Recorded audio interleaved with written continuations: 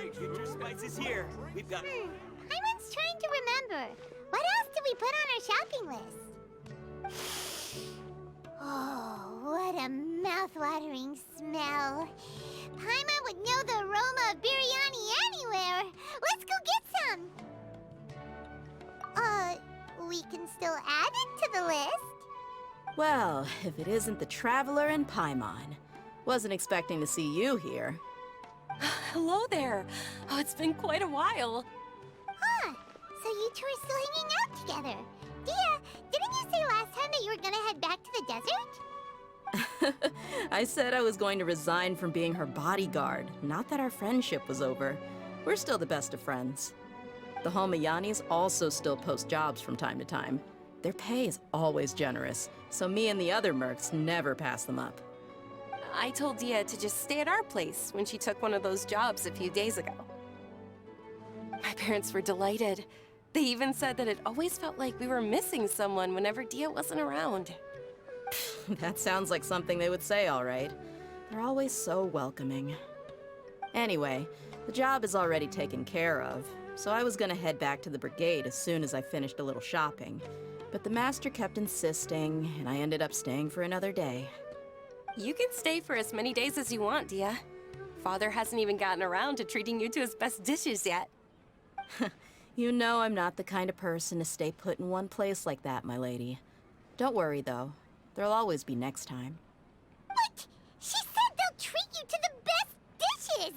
Paimon can't believe you can still refuse that! But wait. Didn't you say last time that you would take me on a trip to the desert? Why don't you just take me with you today, when you leave? There are so many places I still haven't visited yet. I'm sorry, my lady, but no can do. There's still a few things I need to take care of back at the brigade. Besides, the desert hasn't exactly been the most peaceful place lately. Oh, come on. Not this again. That's also what you said last time and the time before that. I know, I'm sorry. Just give me some more time, and I promise I'll plan the best trip ever for you. All right, fine. To be perfectly honest, it's not that I wanted to go, it's more like... I feel like something is off about you lately. Ever since you first set foot on the estate a few days ago, you've been acting anxious and even paranoid. Have you been delaying our trip because you've run into some kind of trouble? Nah, are you kidding? You're worrying too much. Would you swear on that? Friends shouldn't lie to each other, you know. I wouldn't pry any further if you're willing to swear on what you just said. But if something really is bothering you, then just tell me. You know I'll help you however I can. Oh, looks like Dunyarzad was onto something. You're too perceptive, my lady. Seems I can't hide anything from you. I just thought that nothing good could come out of telling you about the messy happenings of mercenaries. Knowing too much only leads to more trouble. Mercenary life is a dog-eat-dog world where Mora reigns supreme. Everything operates on a completely different set of rules. That doesn't change anything about what I just said, though. We're still friends, and I can only support you if I understand what's bothering you. My lady... You're not gonna stop until you drag it out of me, are ya? All right, I'll share what I know. Let's go somewhere else first. This isn't exactly the best place for a discussion. Okay, let's talk here. Just try not to draw any extra attention. As you may already know, the Eremites have both a lot of mercenaries and a complex organizational structure. Many mercs are no different than me, just going around looking for jobs to earn some mora. My brigade is called the Blazing Beasts. We're not a large group, but every member is loyal and brave. However, not all Eremite brigades are like mine. Some are willing to cross all kinds of lines for the sake of mora. The most notorious is a faction known as Deshret's Relics. Deshret's Relics? Judging from the name, they must really look up to...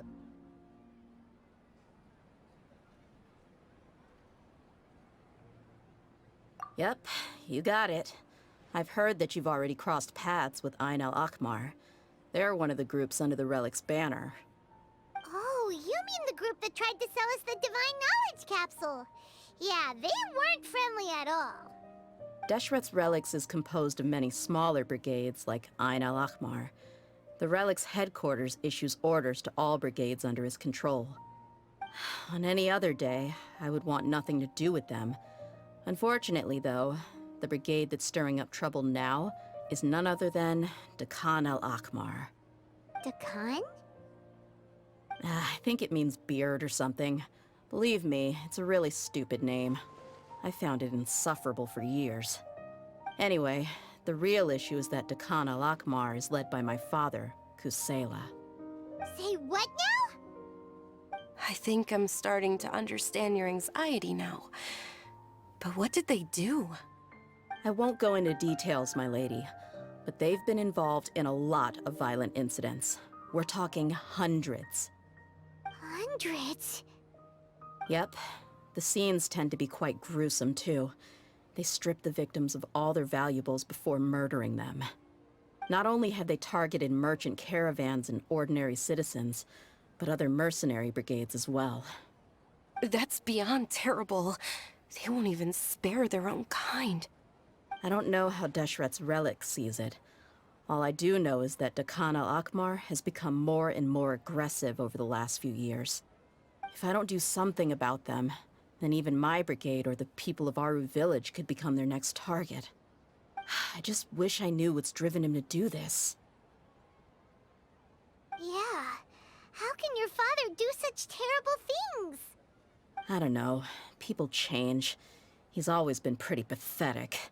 But at least in the past, there were still a few lines that he wouldn't cross. That's setting the bar pretty low. I mean, if he was even remotely decent, then why would I have to leave the brigade and cut all ties with him? He was loud and foolish, with no real sense of purpose. Instead of doing anything useful, he spent most of his time drinking and chasing after women. Of course, the other brigade members were just like him. Their ruckus would go on night after night. Sounds like a nightmare. What about your mother? Did she ever step in to stop them? Unfortunately, I never knew my mother. I'm sorry, Dia. I didn't know. It's all right, my lady. That's pretty common in mercenary circles. Didn't I mention that my father was chasing after women? I was the result of one of those encounters with some random person. He told me that he wasn't sure who my mother was. And in any case, she never came to see me. He'd say, "You'll be fine as long as you remember to stick with Dad." But even then, he left most of the parenting to the brigade. The one thing I do remember is that he used to tell me stories. But the problem was that he had terrible taste. He only knew a few stories, and even those tended to be pretty stale. They were tales of desert warriors defeating dragons in the forest, or stories of mercenaries rescuing princesses from rebel armies. Sounds like your typical fairy tales. More or less, yeah. They were interesting maybe the first or second time around, but after about 20 repeats, they started to get a little dull. He seemed to think those stories were the best things ever, though. He was so into them that he'd call the whole brigade over and make them perform the whole thing as a play. Even the toys he gave me would all be story props. I'd get helmets, shields, and toy swords. It was only much later when I realized that the shows were more for him than they ever were for me. What an interesting guy. Yeah, I've always found him pretty childish, but that was something I could just shrug off. I had no reason to despise him. Until I grew up and learned the true face of Deshret's Relics for myself. Looting, blackmail, violence, and fraud. They not only accepted such heinous acts, they would even openly boast about them. No one in the brigade was any kind of hero. Instead, my father and his cronies were more like the bad guys that needed to be taken down. Did they really think that as long as they didn't do any of that stuff right in front of me, I would never know? I think I can understand your feelings. The difference between perception and reality must have hit hard. Yeah, but Don't worry, my lady. It's all water under the bridge to me now. I had a huge argument with my father and left that place behind for good. I'm not investigating them due to any bitter feelings I still have towards my father. I just want to protect those that are close to me. Yeah, I told the boys to gather as much information as they could. Most of the reports concern violent incidents, but there's also some talk of smuggling. I see. But isn't this investigation incredibly dangerous? It is, but every mercenary lives life on the edge. It's a lifestyle that I enjoy. That may be true, but it'll be impossible for those who care about you not to worry. Well, now you get why I didn't want to share any of this with you. What should we do? They both have valid concerns. Huh? But there's no need for you to get caught up in this mess, too. Well, he's super tough, so if he went into the desert with you, then Paimon bets the problem would be solved in no time. I'm inclined to agree. I'd feel a lot more at ease if you took him along to help.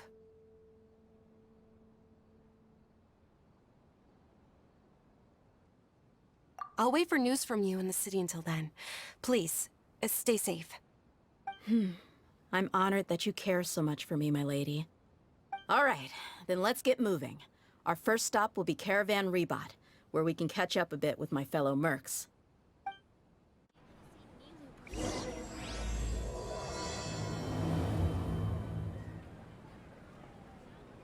I'm super awesome.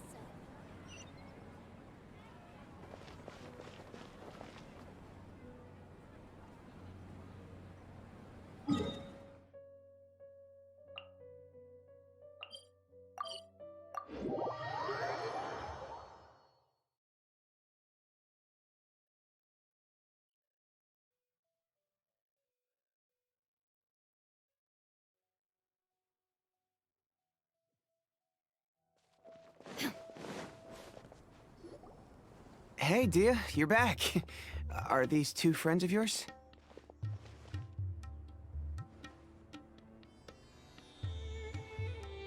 Oh, so you've already become like one of us then? Well, that's good to know. Anyway, since we've got a newcomer, let me fill you in on what the Khan al-Ahmar's been up to lately. They've become extremely aggressive. Apparently, even their own now have become acceptable targets. They even attack other relics brigades, just the same as any other mercenary brigade. Even the most ferocious beasts still protect their own. But it sounds like they've thrown that straight to the wind. That's right.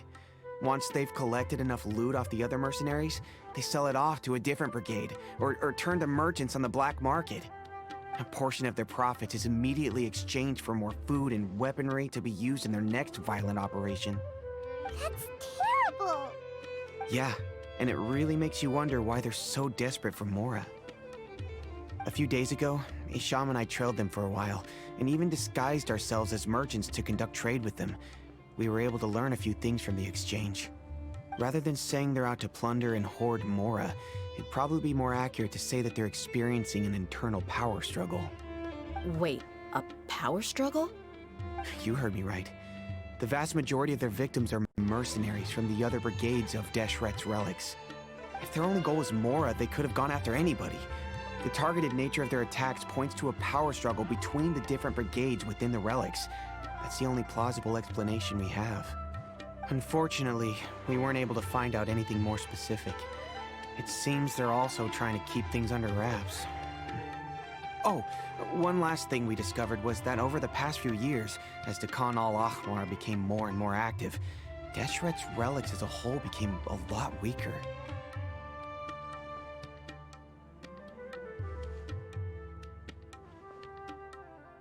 It sounds mighty strange to me too.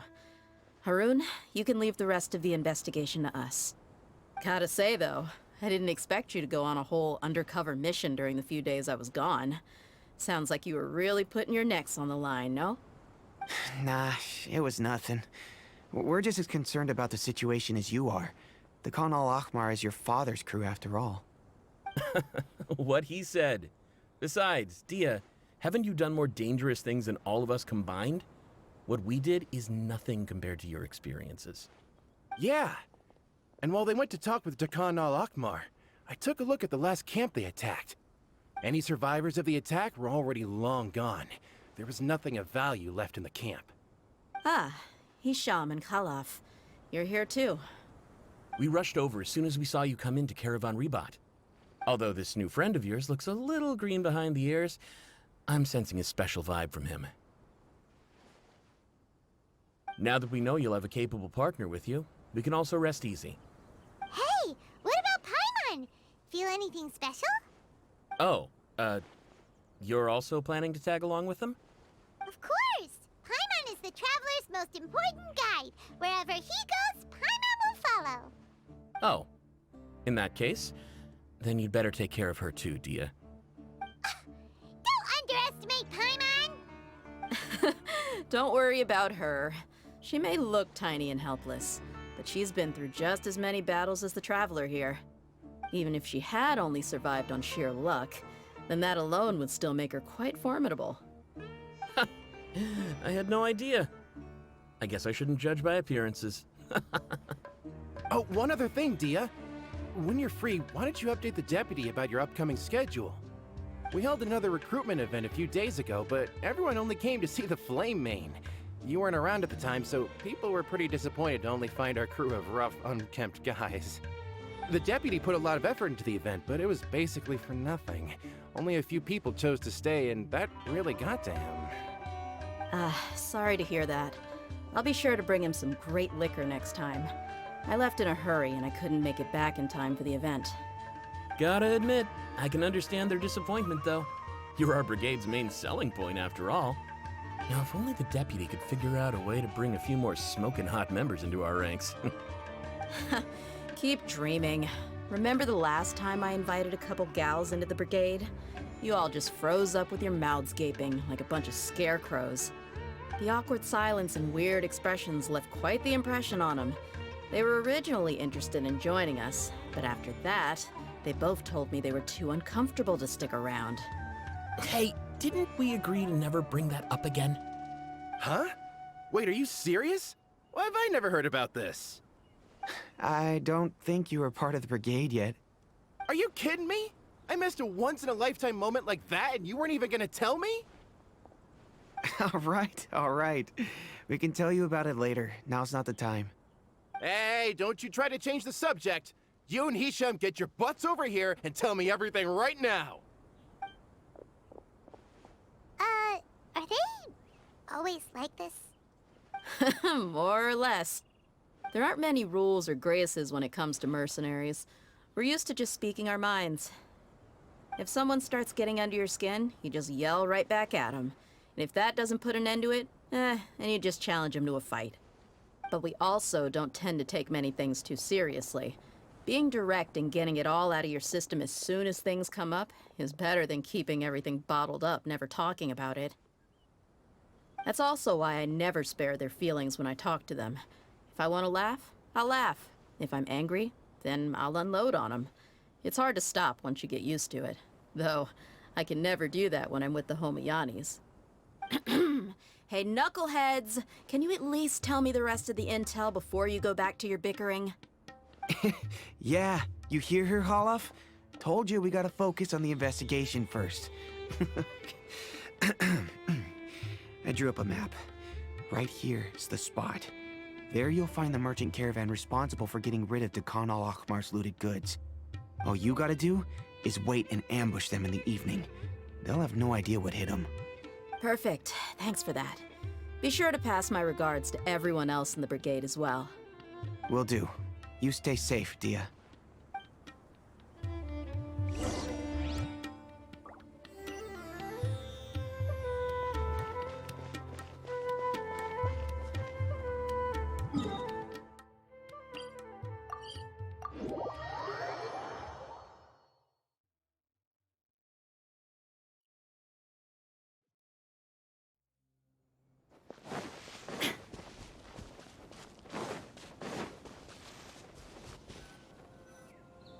This should be the place. Let's find a spot to hide and bide our time. It's gonna come down to a fight one way or another, so let's all be careful. No need to worry. He knows his way around a fight. I'm not worried about that. What I meant is that we probably shouldn't go too hard on the enemy. After all, we still need to get information out of them.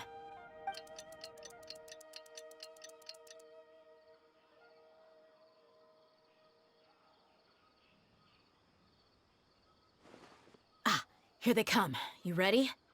Let's not give them a chance to react and end this quickly.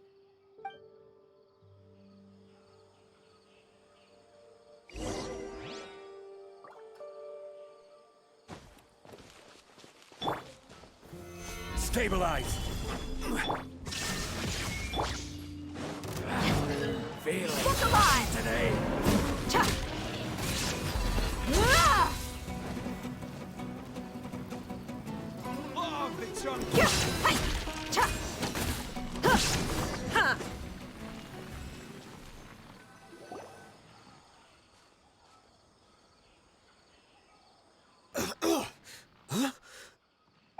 You're the Flame Mane. Good. That saves me an introduction. All right, time for a little talk. Are you buddies with Dakana Lakmar now? Tell me, what are they after? You know the code of being a mercenary just like everyone else. The first rule is to never divulge key information about our employer. What makes you think I'd talk? Ha! That might have worked on an amateur, but I know you're just looking to protect your reputation. Think about it, though. What's your reputation worth if you won't have the other tools you need to succeed in this line of work? Tools like, I don't know, your limbs or eyes? You've got 5 seconds. You might want to think twice about how much your employer's information is worth to you. Whoa! I'm not joking around. We can do this the easy way or the painful way. 2 seconds! I'll save you the trouble.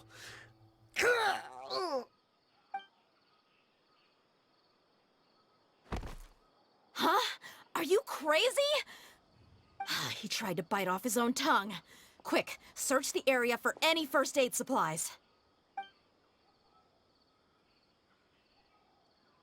I definitely didn't expect him to go that far. Thankfully, the wound wasn't too deep, and he just passed out from the pain. But why would he be so extreme? I just wanted to test his mettle. You can get a lot of mercenaries to talk just by threatening them. I didn't expect him to be willing to go through so much pain just to deny us some intel. Well, he's out cold for now. We could wait for him to wake up, but maybe it's not a good idea to interrogate him any further. What should we do? Yeah, don't worry about it. It'll be a waste of time to interrogate him again after that. He might just hurt himself again if we start asking. There are lots of goods around here. Let's search the area. Maybe we'll be able to find something. I'm really sorry.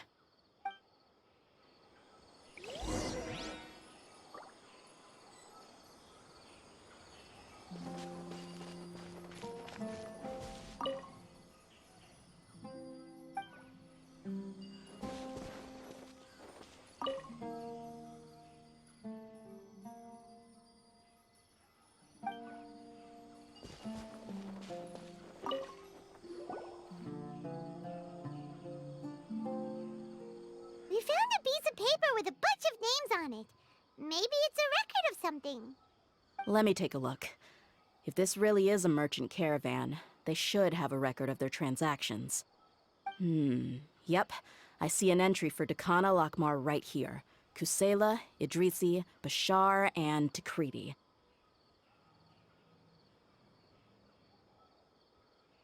All familiar names.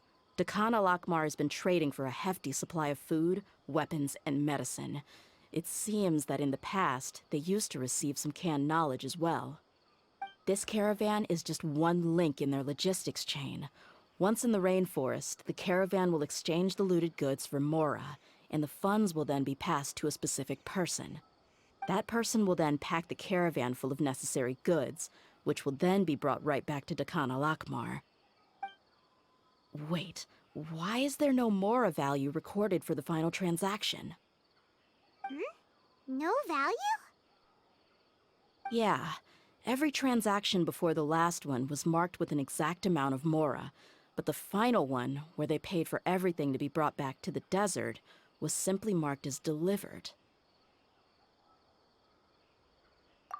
Perhaps. But they couldn't have known how much they would make off selling the loot. Do they not care about profit margins at all? Anyway, the next part's the records of the goods themselves. There are a lot of entries. Everything was probably sourced from the rainforest. Huh? What's wrong? Shazamon Homayani? Homoyani? You mean Dunyarzad's family? Could it just be another family with the same last name? I'd be surprised to find someone with the exact same first and last name. Shazamon Homayani is Dunyarzad's father, and the head of the Homayani family. Just what the heck is going on here? I'm sorry, you're right. I'll consider what we found and not jump to conclusions just yet. But what this piece of paper confirms is that the Homayani family has been providing goods to Dakana Lakmar. What if the Homayanis have been kept in the dark and don't know they've been trading with Dakan Akhmar? That's a possibility, but if that was the case, why is this caravan specifically named Shazamon as their person of contact? They could have just as easily bought goods such as food and medicine directly from Caravan Rebot or Port Ormos.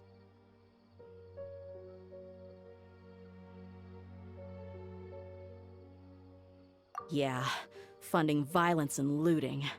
The brigade gets the goods, and he is paid the proceeds from the sale of the loot. But why would he do something like this? It's not like the Homayanis are in need of money. I honestly have no idea. I've been to their estate many times, and I've never noticed anything suspicious. The only potentially large expenditure I could think of would be the treatment costs for Dunyarzad's Elazar. Maybe they borrowed a lot of Mora in the past? But that's still just a speculation. I don't think the Master would stoop so low to make Mora.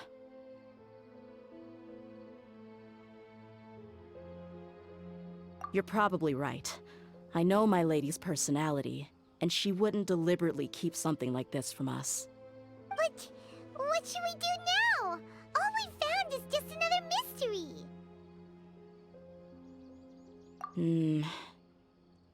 If you ask me, we already have no choice but to confront her about this.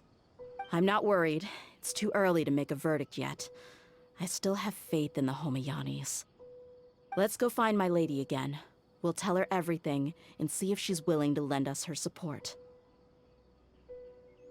If we're lucky, we can not only figure out the mystery of this paper, but also follow the trail of breadcrumbs to the people responsible at Dakana Lakmar. Dia, are you sure this is the best decision? What if instead of getting the help we need, we just end up revealing everything we've discovered to the enemy? I've considered that possibility.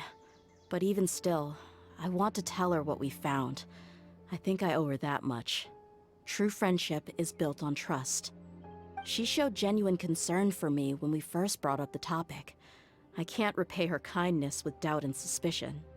That's not how I deal with people. You're right. Paimon wants to trust Dunyarzad too. Yeah. Let's pay another visit to Sumeru City.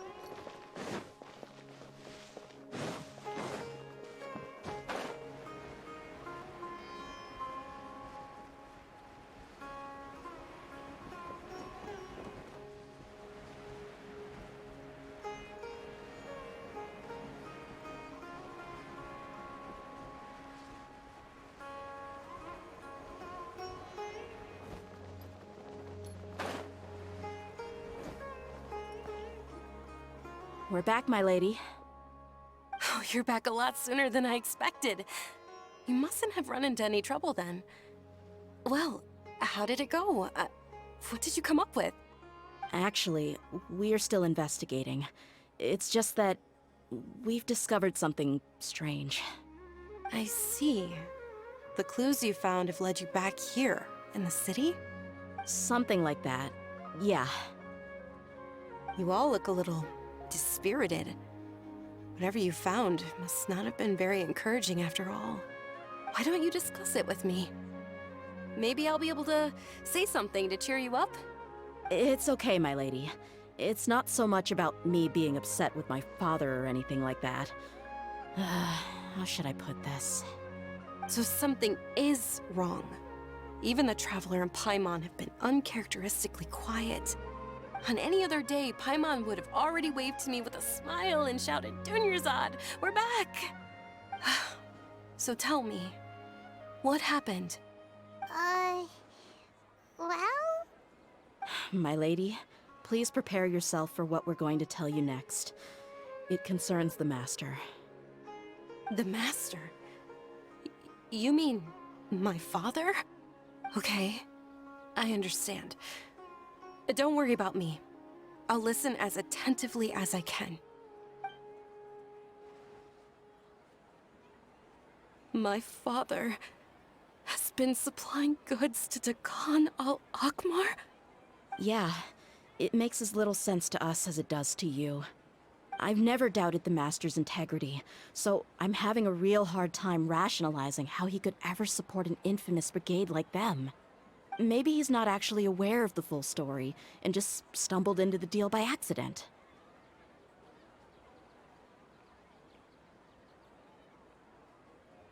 I can't help but agree with the Traveler. Huh? You mean you feel the same way, Dunyarzad? Thank you for sharing all this information with me. Since you've told me everything you know, I should also tell you about some doubts that I've been harboring for quite a while. In the past, I thought that my father hired a bodyguard for me so that I wouldn't run away and get lost. However, there are plenty of capable mercenaries in the Corps of 30. Why did my father go out of his way to hire DEHYA? About that. Well, the Homayanis really needed bodyguards, so they reached out to the Blazing Beasts. Later, the Master told me that I was one of the best mercenaries he'd ever seen, and that I should stick around to become one of his bodyguards. He offered me a pile of Mora, so I just signed on. Well, but that didn't really answer my question. Just think about it. Why did my father specifically reach out to the Blazing Beasts?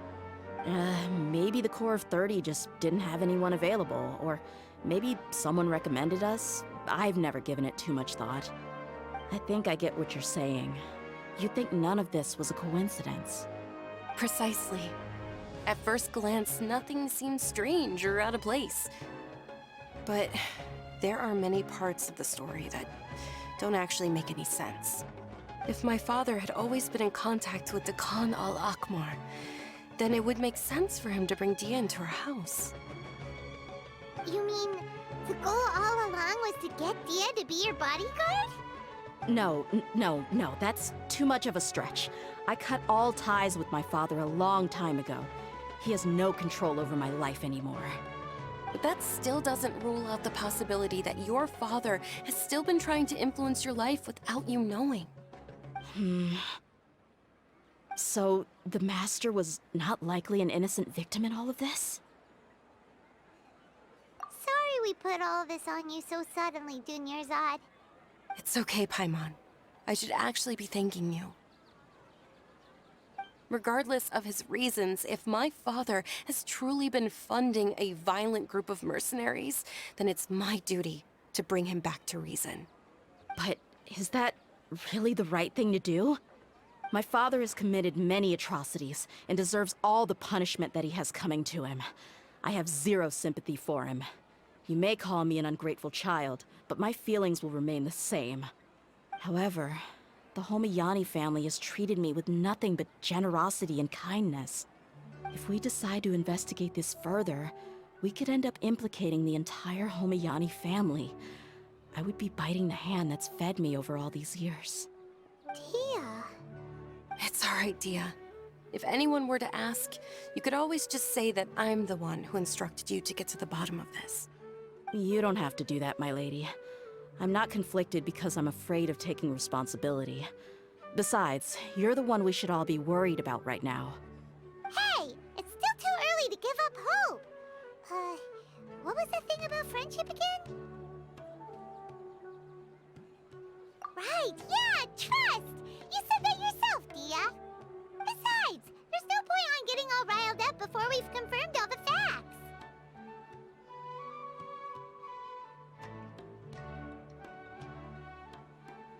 Thank you, everyone. That makes a lot of sense. I guess I should always remember the trust that I've placed in people.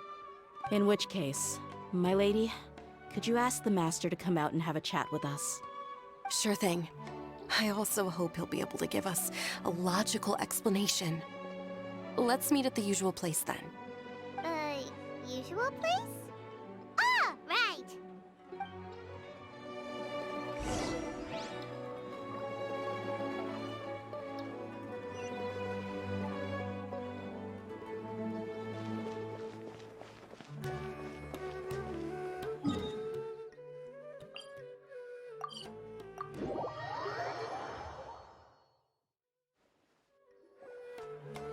Thank you for coming, sir.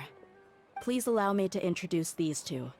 This is the Traveler, and next to him is his travel companion, Paimon. Ah, yes, my daughter has mentioned them from time to time. It's a privilege to finally meet them in person. But we may skip all the pleasantries for now. What is the important matter you wish to discuss with me today? Well, we wanted to bring this transaction record to your attention. There's something on this record that we're all pretty curious about. So, that's what you found?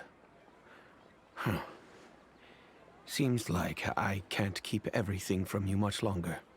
If you wouldn't mind, we'd like an explanation. Well, it's a long and difficult story. And to be perfectly honest, I'm not sure if I'm doing the right thing. What I do know, though, Dia, is that the truth will bring you no solace. If anything, it will likely cause you a great amount of anguish. Wait, me? Yes, I understand perfectly why you came to see me. And I am touched by your collective commitment to do the right thing. But knowledge always comes at a price. And sometimes, as they say, ignorance is bliss. Your father, Kusela, and I both believed that. Of course, you have the right to seek and learn the truth, but I must warn you. The facts of this matter may reduce everything you've built for yourself into sand, blowing in the wind. If you must proceed, then Kusela's heartfelt efforts will also fade into the wind like a fleeting mirage. His heartfelt efforts? I'm sorry, sir, but I'm not sure I follow. I've made it this far in life without a single drop of my father's support. I have my own ideals and ways of looking at the world, as well as people and causes that I've chosen to cherish and fight for. None of these things have anything to do with him. I came here today to support you as the head of the Homayani family. No warning will change my stance on that. I understand. Then let me tell you a little story. Our family once needed to take a trip to the desert when Dunyarzad was just a baby. Along the way, we were attacked by bandits. They had superior numbers and quickly overpowered our bodyguards. When all seemed lost, a group of passerby Eremites lent us their support. Those Eremites were Kusela's brigade, Dekan al-Ahmar. Kusela's men told me that the attackers were Eremite mercenaries, just like themselves. I was shocked. Why would Dekan al-Ahmar go so far to save us and not spare the fellow Eremites? Kusela was grinning and walked over to play with baby Dunyarzad. She was startled by his unfamiliar face and nearly started crying. Really? I never knew. He said that he had no particular reason to help us. He just took pity on us because he had a daughter about the same age. We started talking about our children, and I sensed that he was a devoted father. To repay his kindness, I hired his brigade to help out at our estate for a time, and offered everyone generous remuneration. So, that's what happened. It was many years before I saw him again. I almost didn't recognize him the next time he came knocking on my door. The man I knew to be strong and healthy had been reduced to a shell of himself. He couldn't even walk anymore without his cane. So, what happened to him? He was perfectly fine when I left the brigade. I'm not too sure myself. The only thing that didn't change was his cheery disposition. He said there was absolutely nothing to worry about and that he had gotten into a fight. That was all. He then suddenly asked me if Dunyarzad, now that she had grown, would need a bodyguard of her own. At the time, Dunyarzad was going through a particularly severe bout of her Elazar. There was no need for her to have a bodyguard when she could barely leave the house. But he kept coming back to the topic. Come on, it never hurts to be safe. How do you know a bodyguard won't come in handy one day? I was completely lost at first, until he recommended the Blazing Beasts, and in particular, a mercenary named DEHYA. So he was the one who recommended DEHYA to you. Indeed. He didn't say it out loud, but it was clear that he saw Deshret's relics as an evil group who would eventually corrupt every member in their ranks. He was already beyond redemption, but he hoped that he would be able to detach his daughter from the vicious world of mercenary life. If DEHYA could stay in my house and keep working as a bodyguard, then gradually her affinity for the desert would decrease, and she'd be able to leave her previous life behind. And that's why you offered her such generous compensation? Yes, but not just because of that. From the moment that he asked me for that favor, I also began to see DEHYA as my own daughter. And that's also why I tried to persuade you to stay when you asked for permission to leave. I was willing to spend however much it took. Kusela saved my daughter and I all those years ago in the desert. I could never refuse him entrusting his daughter to me. He was always like that, acting like he's oh so smart and self-righteous. Kusela said that he'd reimburse me for a portion of DEHYA's fees. I refused to take any mora from him, but he'd always send me funds anyway. Eventually, I just accepted them as a token of his gratitude. And that went on for a while until I received another letter from him a few years ago. The letter contained a request to help him buy food, weapons, medicine, and even explosive materials. Wait! Isn't that around the time that Dekan al-Ahmar started becoming more aggressive? That's right. When I started to hear some nasty rumors, I became wary. I wanted to meet him face to face to discuss things. But by then, he was no longer receptive to my requests to talk. If I had to guess, it's probably because he doesn't want to put DEHYA at risk.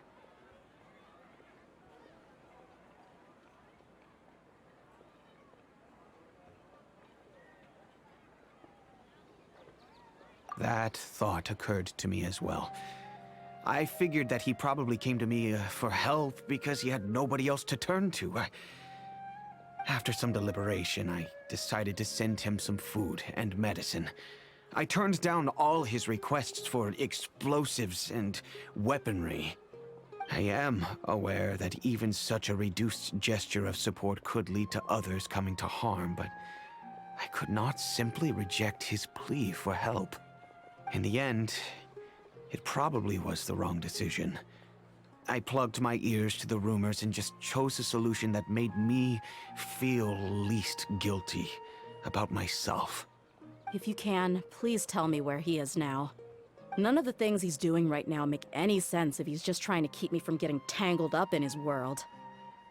If all he wants to do is steer clear of me, then maybe he shouldn't have brought me into this world in the first place.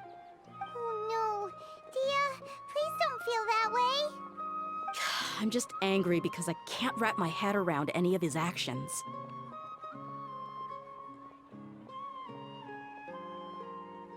Another way? I don't know. I knew him, and he was nothing more than a childish brute. I can't understand what's going through his head. But I guess you do have a point. We haven't uncovered the whole truth yet.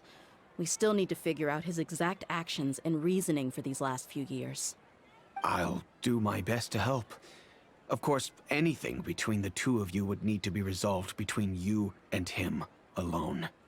I don't know Kusela's exact whereabouts. Outside of supplying his brigade with some goods, I tried my best to avoid getting involved any further with him.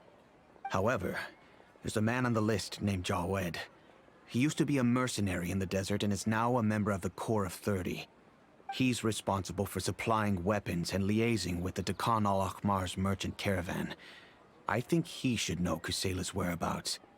I've heard that he likes to have a few drinks alone and enjoy the cool wind at night outside the tavern. Maybe you'll be able to find him there. Understood. Thank you, sir. Then I guess this is bye for now, unless... I'll stay and be with my father here. To be honest, I'm still a little dazed and haven't finished processing everything quite yet. My father has indeed done something wrong, but if I think about it, I'm also not sure if there was a right way to handle this problem. I feel like our only course of action is to turn everything we know over to the Corps of 30 and let them render judgment. Yes. I am prepared to accept whatever verdict they choose. It's time to face my mistakes.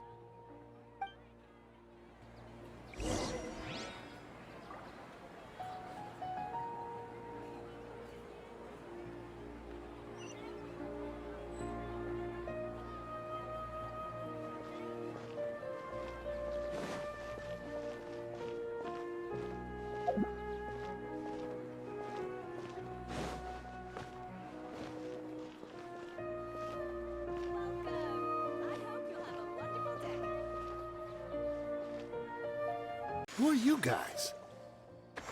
I know what you've been up to. Smuggling weapons to violent brigades in the desert while working for the Corps? Pretty bold, if you ask me. Shh. Keep your voice down. How do you know all that? Come with me. We should take this elsewhere. I'll be happy to talk things over once we're somewhere private.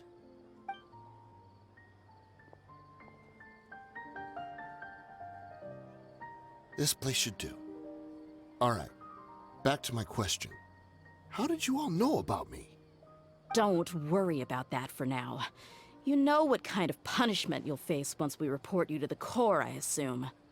Wait. There's no need to jump the gun. Let's talk this out. What are your terms?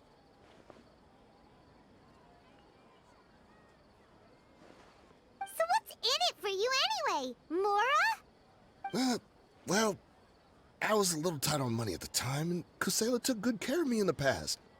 I weighed it in my mind, and I couldn't find a reason to turn the opportunity down. I wouldn't only be helping my benefactor, but I could also make some quick Mora. Let me tell you how it is. We're investigating Dekhan al-Akhmar, and we're gonna put an end to their operations. If you provide some help for us, then we might just put in a good word later to reduce the terms of your punishment. Hey, why don't we discuss this a little first? Listen, I made quite a bit of Mora from my last run. You just give me a number, and I'm sure we can... Shut it. My patience is running out. You should know when a mercenary is after something other than money. All right, sheesh. But you gotta promise you'll put in some nice words for me later. They're always on the move. Here's the spot they were at the last time I made my delivery to the desert. Feel free to go have a look. I'm just telling you, though, it's not on me if they're not there anymore. Sure. And then you can forget about any nice words from us. Hey, come on. Now you're just being unreasonable. Really? And how do I know you're not leading us straight into a trap? Don't forget, you're the one with no bargaining chips. All right, I get it. Why don't you go take a look, and if they're not there anymore, I'll try to figure out something else for y'all. Now that's more like it. Let's move. And as for you, try to stick around the city until we get back. You don't want us to call the folks from the Corps and have them drag you back to the city.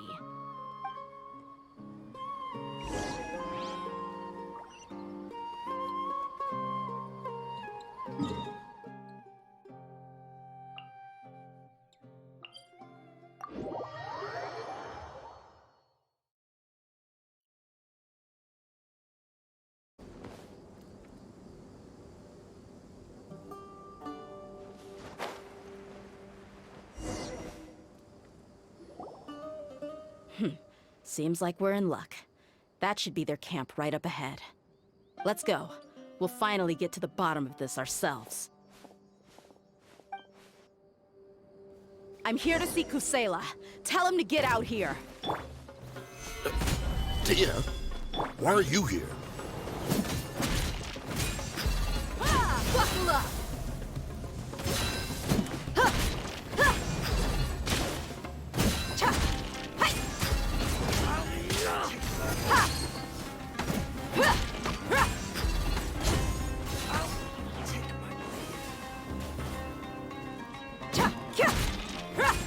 Let's get it on!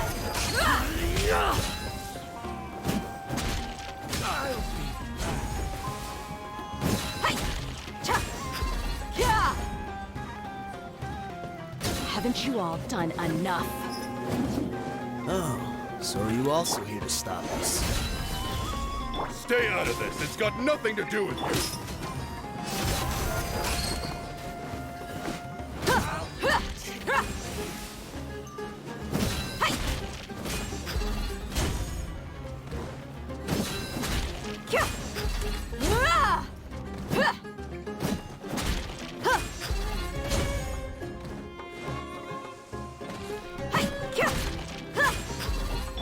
There is no escape! Solidified! Let's get it on! Hi! Hi! Kya! You asked for it!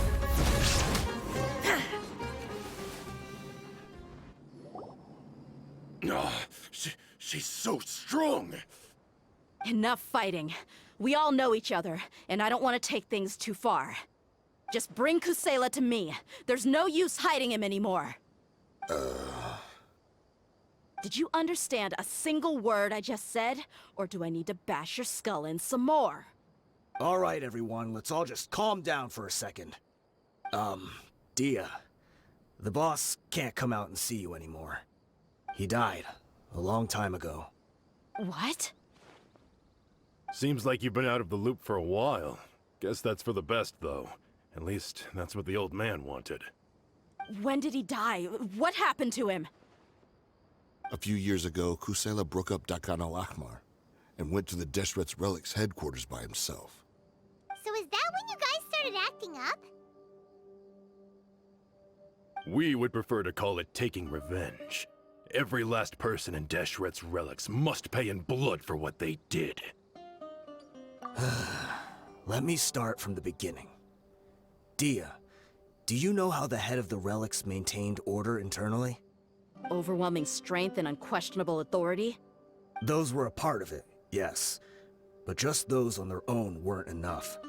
They had another tool at their disposal. They called it a person's record.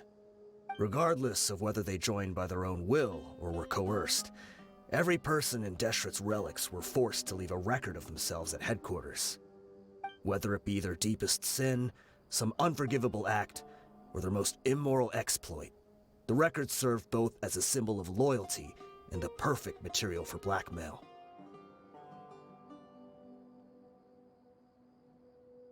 That's precisely it.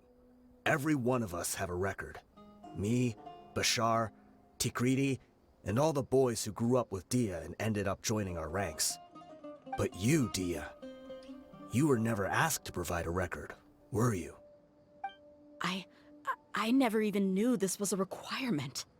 You were probably the only person in all of Deshret's Relics who didn't know about it. Ever since you were born, Boss had been trying to shield you from this organization's sinister rules.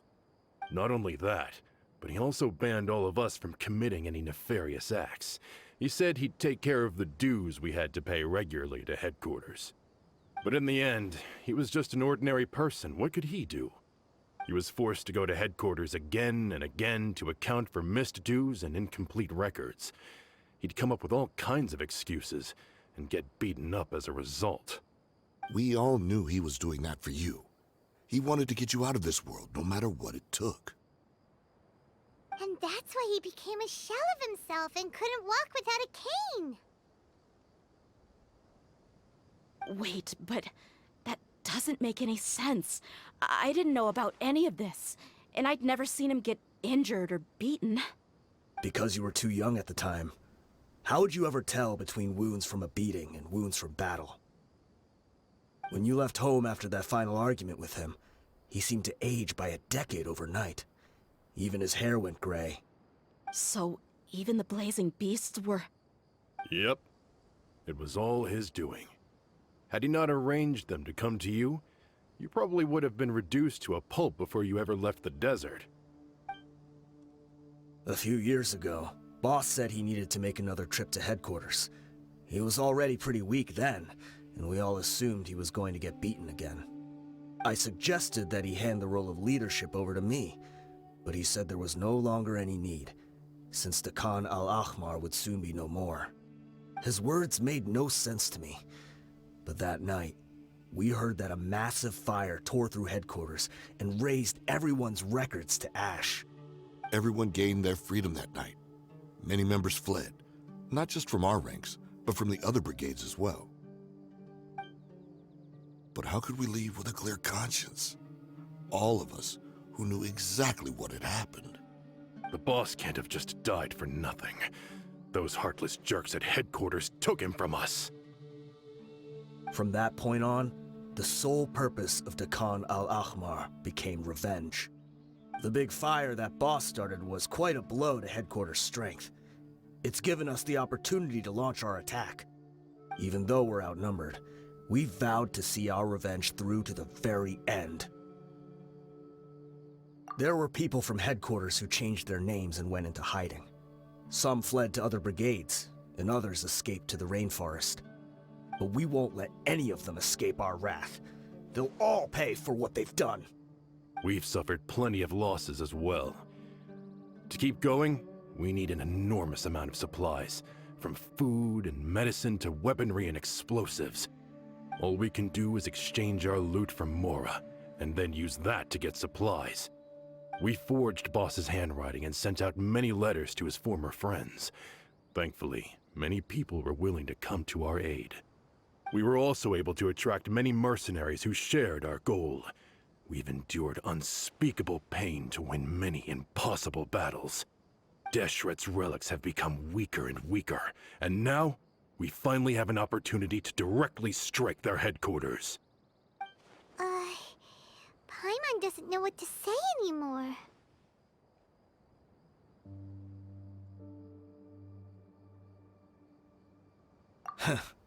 We do know right from wrong, but we were sinners from the very beginning.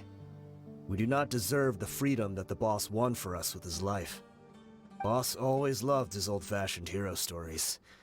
Those tales about sacrificing yourself to save the world. We used to always laugh at him for it.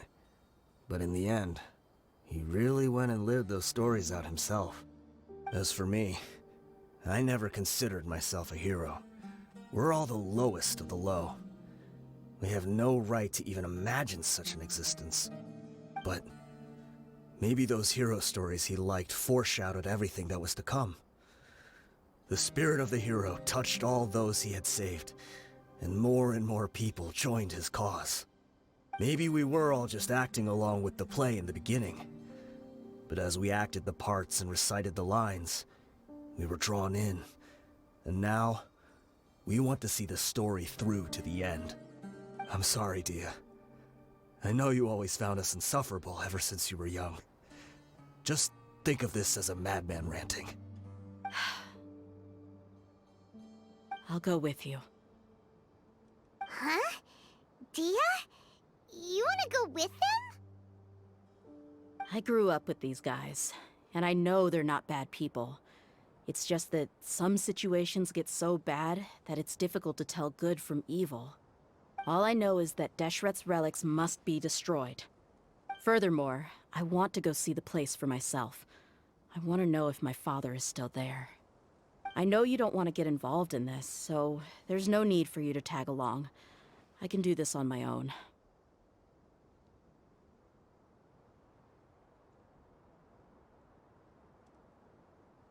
Yeah, Paimon feels like we'd only regret it if we don't see this through to the end. Thank you. We'll be a lot stronger together with you. I bet Boss would lose his mind if he ever knew you'd join us at the very last moment like this. Considering all the losses and injuries we sustained, we can't afford to turn down someone as powerful as you. He can think whatever he wants. But the fact is, I owe him this much.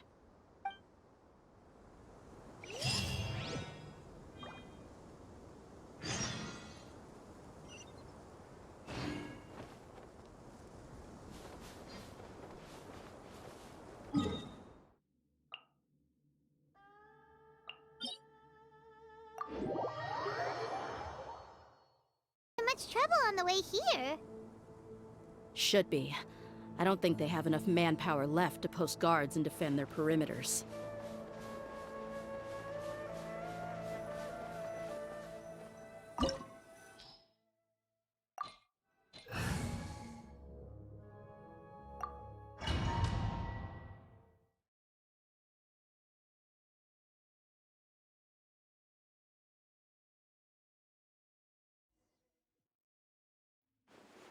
Wow. Paimon didn't expect it to look like this on the inside. They should all be holed up in here. Don't know how many people they've got left, though. Who cares? We'll round up all of them. Still, we should be careful. Even if they've only got one shot left, it could still take us out. Yeah, we'll know what they're really capable of once we've landed some hits on them. Deshret's relics may have been a force to be reckoned with before, but their name means nothing now. Yeah, they don't stand a chance with you here. I'll take the lead. I've been here once before.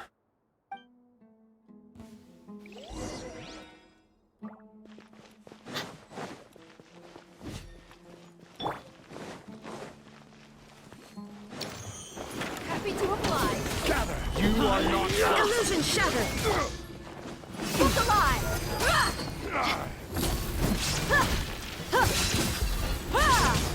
How? Regret.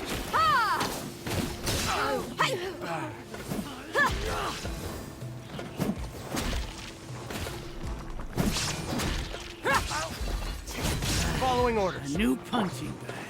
Solidified! Let's get it on.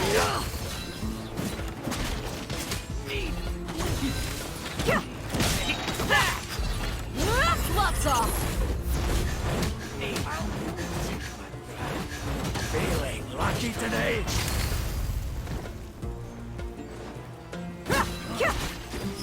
Buckle up.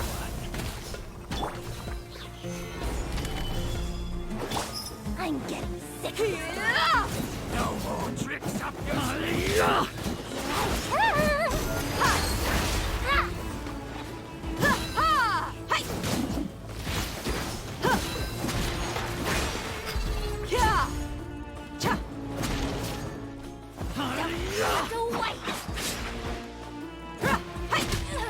Book alive. Tricks up your sleeve! This is order!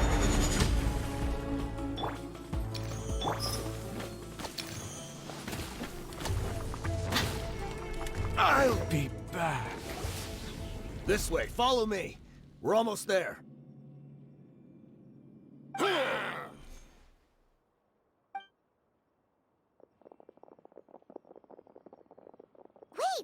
They went charging ahead without checking for any traps! Hey, you guys okay? It seems like we just got trapped in here. Don't think we triggered anything else. Watch out, the enemy's coming from ahead. Well, now that things have come to this, seems we'll have to fight our way through. Don't worry about us. We knew something like this could happen. Go and take a look around. There could still be another way through. Let's go! We can't let the boss down! Let's check if there's another way! The sooner we can make it through to help them, the better. Let's see. I think I see a way through over there, but it's being blocked by something. Let's try our luck with that mechanism. Okay, let's go!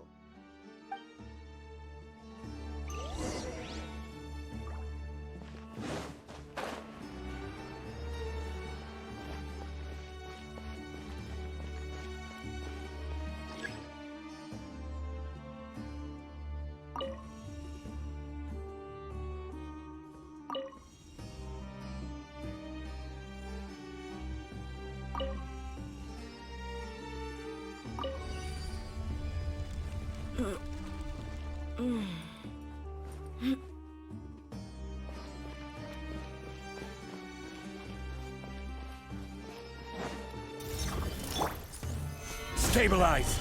There is no escape! Ha! Hi! Ha! Hi! Kya!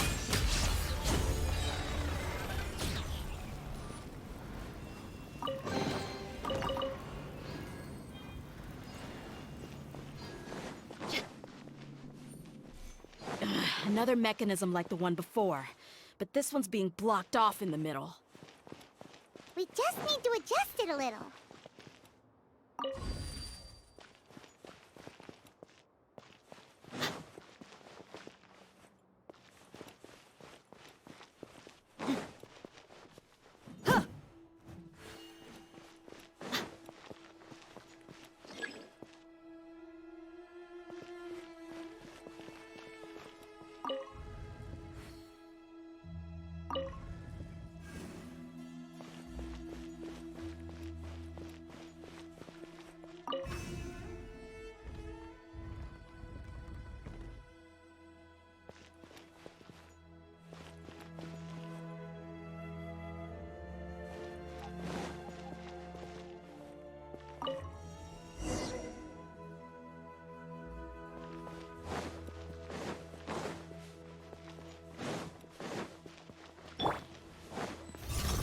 Solidify!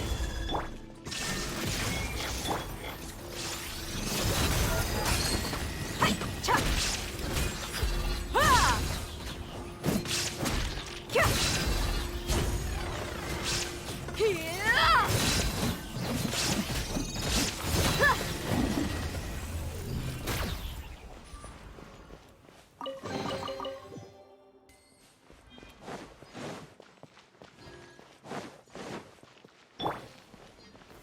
Gather! Illusion shattered! You're dead meat!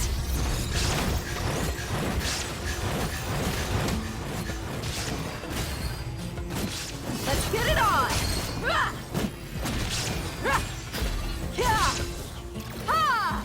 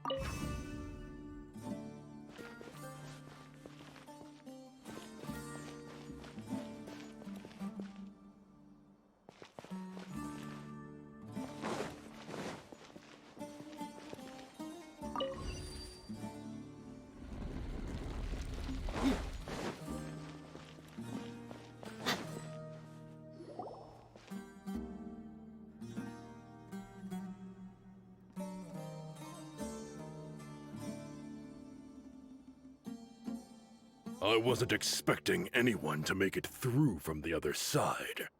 But as a desert dweller, I suppose we should be used to our folks defying all expectations. Don't waste your breath. You have nowhere to run. Run? Had I wanted to run, I would have fled 1,000 times already. I witnessed the golden age of Deshret's relics. Even if I could leave this place behind, all that awaits me now are endless days of humiliation and ruin. Even now, my brothers and I still believe in one thing. The greatest should never live to remember their fall. So you want to go out in a blaze of glory. Let us draw our weapons! We will show them the true power King Deshret bestowed upon his followers. They are but two, while we hold within ourselves the entirety of the relic's glory. Wave 1, charge! Eliminate them! Take that! Take flight!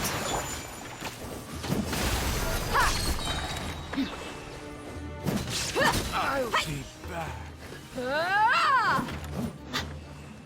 Cha! Ah!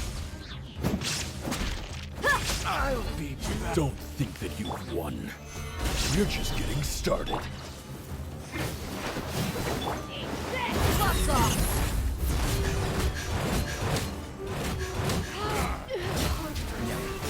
Patience. Buckle up! Hi! Solidified. I will have order. King Deshret will not abandon any one of his followers.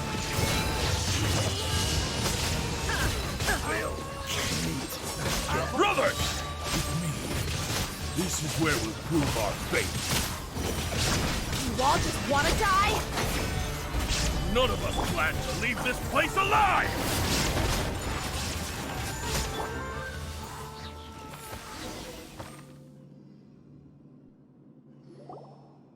The commander has finally fallen. But they're still coming at us! This place is like a gladiator's ring. They just keep coming no matter how many we beat. Yes! Keep fighting! There's no need to fear, and no need to back down! This is our last stand! When the next wave comes, try to draw away their attacks. I'm going to see if I can take out that high platform.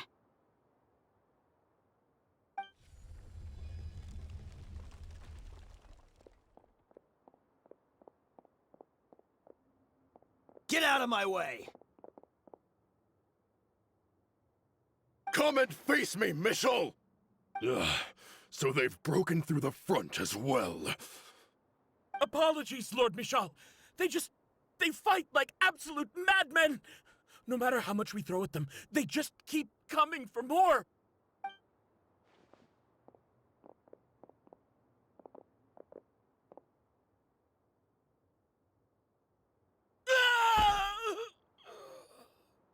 So, it would seem like this is the end. Time to pay for everything you've done, Michel. You think I would give you that opportunity? I will be buried in the sand alongside all the rest of our fading glory.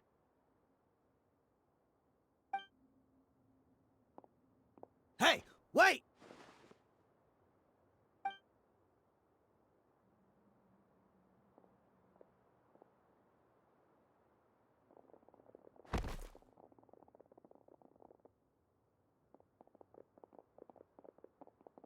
We were too late. It's over. There's no more need to fight. But if you're still going to cling on to your so-called mercenary's pride, then I'll give you all a good beating as well.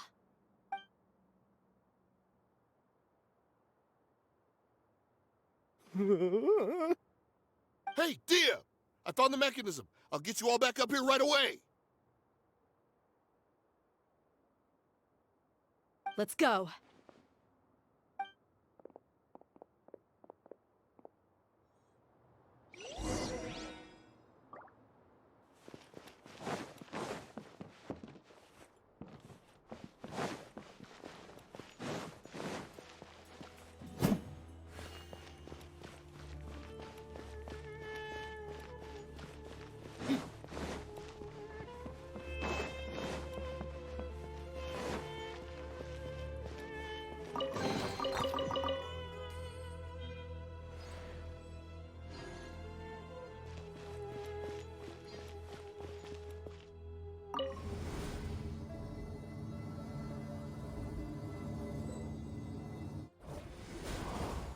Who are you filthy rats? And why are you always pestering us? You call yourself a member of the infamous Deshret's relics, and you still can't even tell who's made it all the way to your headquarters? Who knows what intent a bunch of rats may have? We try to catch a couple, and you all just show up on the other side instead. How are we supposed to figure out what you're after? Hey, have you ever heard of a man by the name of Kusela? Why would I know? It's not like I'm in charge or anything. This is your last chance to talk. Hey, I said I don't know anything. I'm just an average member here. I'm telling the truth. If you're here to find someone, why don't you look through the records yourselves? Who can remember every name and face with so many people coming in and out every day? The irony. His life became a light for so many, yet to others, it wasn't even worth remembering. Where's the records room? Answer me! It's right over there. All the files are in there. You can go through them as much as you want. It's not like any of them still matter anyway. I mean the old records room. The old records room? You mean, the one that got burned down? Kusela. Ah, yeah, I remember him now. The guy who could hardly walk. Watch your mouth. That's our boss you're talking about. He was definitely faking it. We all let our guard down as soon as we saw him come hobbling in. But in the short time it supposedly took him to take a dump, he'd already gotten away and started a fire in the records room. He couldn't have possibly outrun us if he wasn't a fraud. And after that, Deshret's relics fell into complete disarray. Stop wasting our time. Every one of us here is perfectly aware of what he had done. Tell me, where is the old records room? It's just over there. Go see it for yourself if it means that much to you. There's nothing left in there but ashes. No human could ever survive that kind of inferno. Bashar, Tikriti, let's go. We'll leave the others here to guard these guys. Spare them no mercy if they try anything.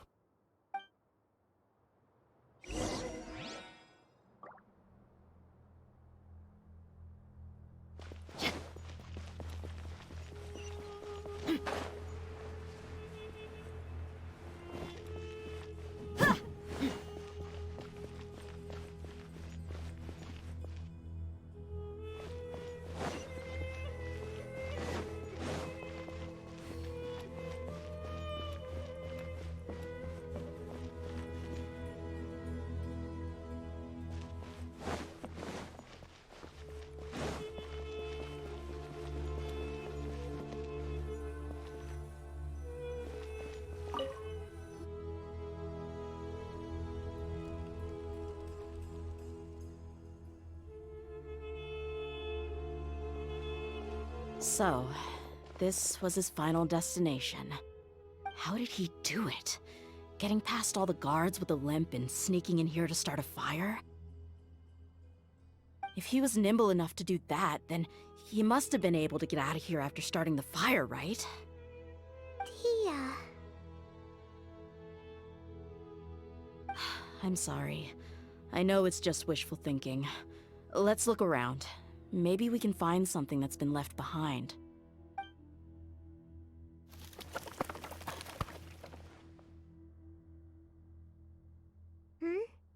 Is this a cane?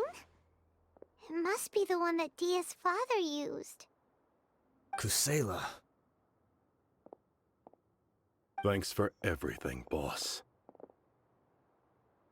We're fortunate to somehow find that cane after that fire. Let's split up and look around some more. What if something else has been left behind?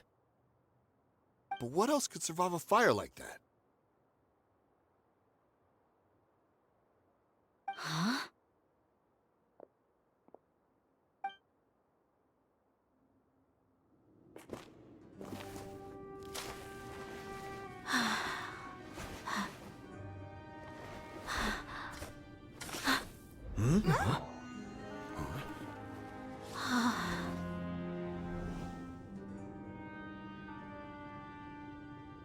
Potso. Wait! Isn't that the toy sword you played with as a child?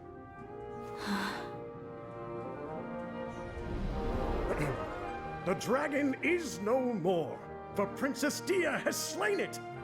Its head now hangs above the city gates. Her bravery has brought eternal peace and prosperity to us all. Dia, come on. This is the most important line. You can do it. But Dia, you defeated the dragon. Everyone's waiting for your speech. Still too shy, huh? All right, I'll do it. I hereby proclaim our victory. Evil shall plague us no more.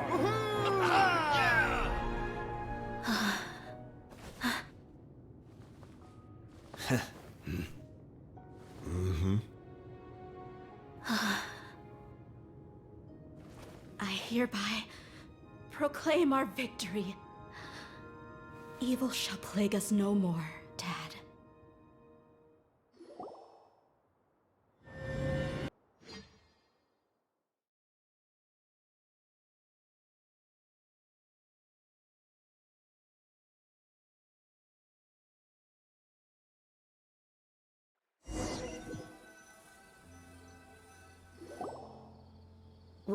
What's this? Don't you remember? You asked Paimon what she would do if she were to wake up tomorrow with loads of money. And Paimon said that she would get boatloads of tasty snacks. You looked super confused at the time, but said it was an adorable thing to say. These opportunities don't come by often. So today, Paimon's gonna treat you to a special crash course on Paimon's life philosophy. Hey, this way you get something from the both of us for the price of one. Anyway, the point is that you should eat to your heart's content. You'll feel better for sure once you've gotten something in your tummy. Dunyarzad will also be here shortly. She's already heard that we're back. Aw, thanks, you two. Honestly, this is very unlike me. I just had a lot on my mind on our way back, so I didn't know what to say. My chest was filled with all kinds of intense emotions. They just shook me even more than all the feelings we've shared during our previous adventures. But when everything came to an end, those emotions also vanished without a trace, and I was left feeling more empty than ever before.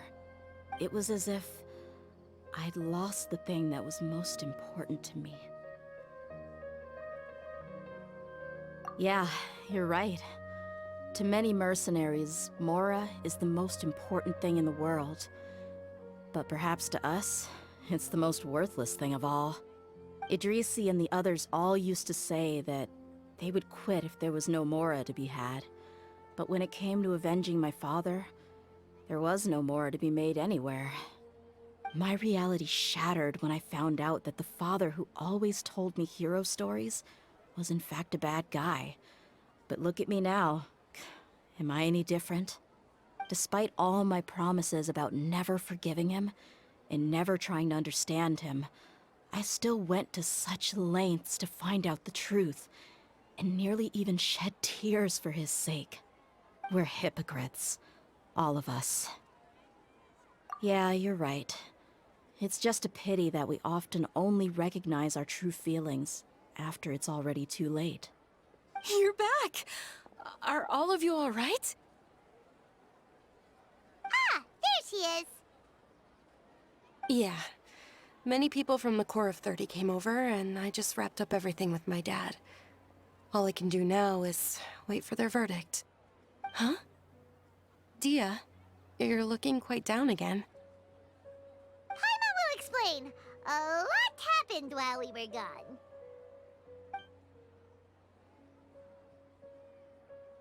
I'm sorry. I really should have controlled my emotions better. I just... It's all right, my lady. You were hurt by all of this as well. Truth be told, I'm starting to feel a little guilty watching you cry like this. But Dia, your pain must be even worse. You shouldn't need to comfort me. Hey, don't worry about me. If anything, this whole thing has finally shown me the difference between illusion and reality.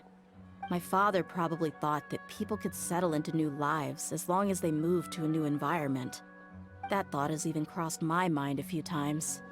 It's like saying, what's wrong with adapting to a new life?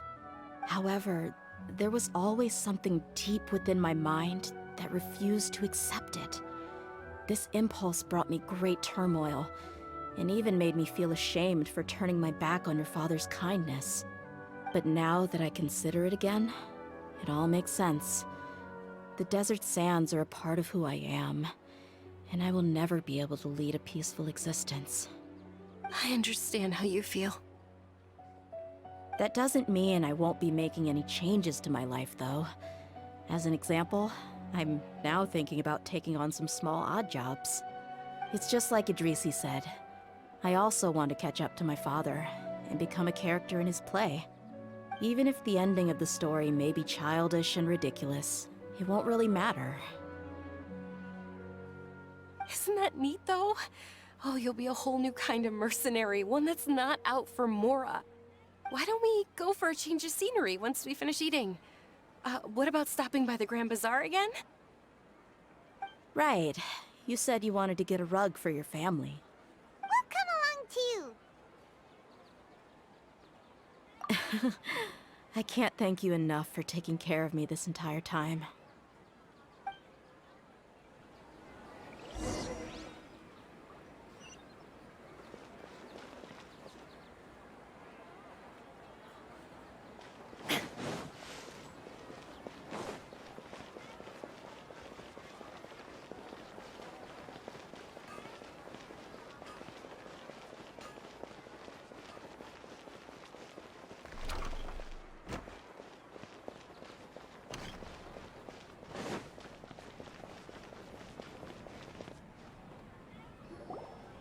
Oh, this rug here is quite something. The craftsmanship is exquisite, and the fabric is also of high quality. Ah, here you are. Finally, I found you. Hey! Aren't you that mercenary who bit his tongue? You can still talk? Wait, are you here to take revenge on us? What are you talking about? Do I look like I could take you all in a fight? I just came here to give you something. I'll be on my way to give myself up to the Corps after this. Once I woke up, I hurried to the Khan al-Ahmar's camp, hoping to alert them to your presence. But when I got there, I found no one except the members who were still too injured to move. Ah, so you probably got there after us. Yeah, they told me that they had exacted their revenge, and everyone had turned themselves in to the authorities. Even that last camp was not going to last for much longer. I had joined the cause to repay an old favor from Kusela. Now that everyone's already turned themselves in, I might as well do the same. One of the injured members gave this box to me, and told me that it contained some of the old man's last possessions. Everything left in the camp will get confiscated, so I figured I should get this to you before the Corps could get their hands on it. Thank you. No worries. We are all just living our own truths. There's no need to comment or judge anyone for it. So this box contains everything that Dia's father left behind. Huh. It feels lighter than expected. Well, back in the day, the first thing he did with any Mora was spend it on things like drinks and meat.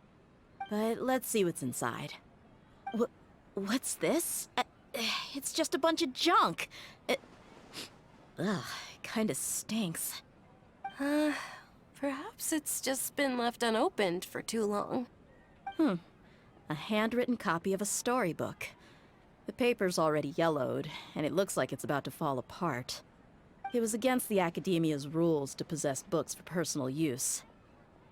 If he was going to break that rule, he could have at least copied something useful. That probably means this was really important to him. And here are a few bags of children's snacks. The packaging's completely deteriorated. Maybe that's where the smell was coming from. Did he get those for you? Yeah, but here's the thing, though. Even when I was a child, I was never a fan of these kinds of snacks.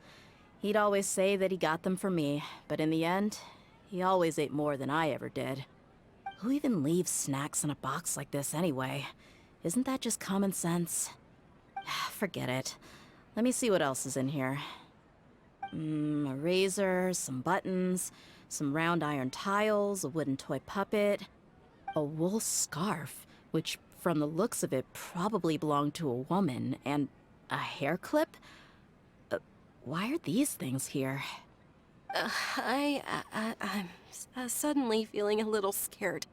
I'm sorry, my lady, but this is just the kind of man he was. He probably saw this box as some kind of personal trash heap and dumped any and everything in there.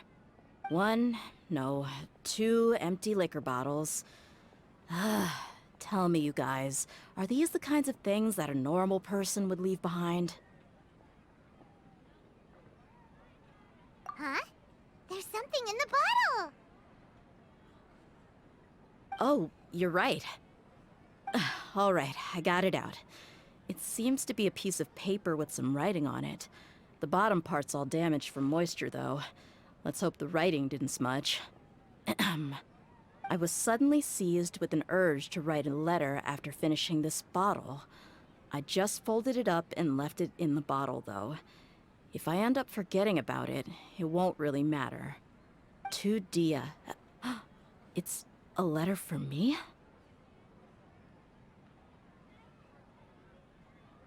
It's all right. I'll just read it out. If he went to the trouble of writing a letter, there must have been some important things that he wanted to say. Or at least record down. My condition's becoming worse and worse. Can't even walk without a cane anymore, much less go out and have fun. Guess I don't have many days left. If you're reading this letter, then I suppose I'm already long gone. You were adorable as a baby. Everyone loved you. And regardless of whether you were crying or laughing, everyone enjoyed having you in the group. But once you grew a bit older, you were no longer nearly as happy or cute. It's probably Idrisi's fault. He was never up to any good. Can you believe this guy? He can point the finger at himself. Anyway, back to the point. To summarize, I'm writing this so you would know not to feel sad for me, even if you end up finding out the truth. The reason being that I was never your father to begin with. Wait, what? Surely, he must be joking, right? I don't know. I was quite formidable when I was young, and 100 times cooler than some so-called flame main. Really felt like the whole world was under my feet. With just a teeny tiny bit of effort, I felt I could rule over the entire desert. But as fate would have it, I went out into the desert for a drink one day, and discovered a baby in the sands. It was you. You were just lying there, small and helpless. You were so tiny that if the wind blew for just a little while longer, you would have been buried forever. But your cries were so loud they made my head hurt. Now that I think of it, you really were a bundle of energy. Sounds like he's serious. I told Idrisi and the others that I had slipped up with a woman while out and about. None of them even doubted me. I'm sorry that I had to lie to them for so long, but I really had no other choice.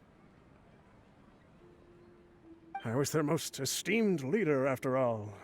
It's not like I could just tell them that I suddenly wanted to play at being a father. At this rate, I'll puke up all the liquor I just drank from this bottle. Anyway, DEHYA, you possess the kind of freedom and kindness that we could only dream of. As far as how you should live your life, that'll be up to you to decide. That's the end of the letter. In the end, he was still thinking of me as a little child.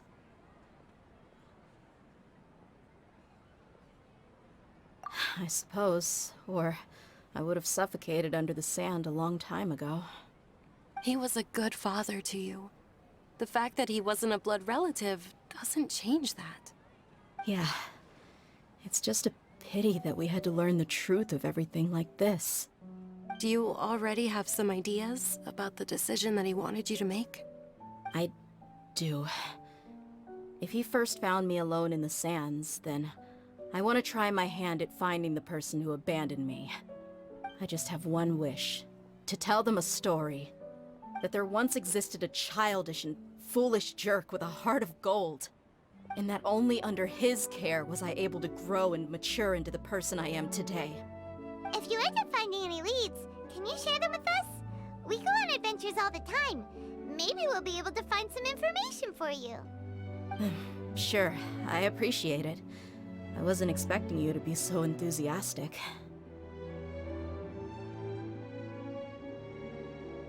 I'll help too. Thank you. All of you. Thank you so much. My life has certainly had its twists and turns, but I've always considered myself lucky. Because no matter where I've gone, I've always been surrounded by incredible kindness.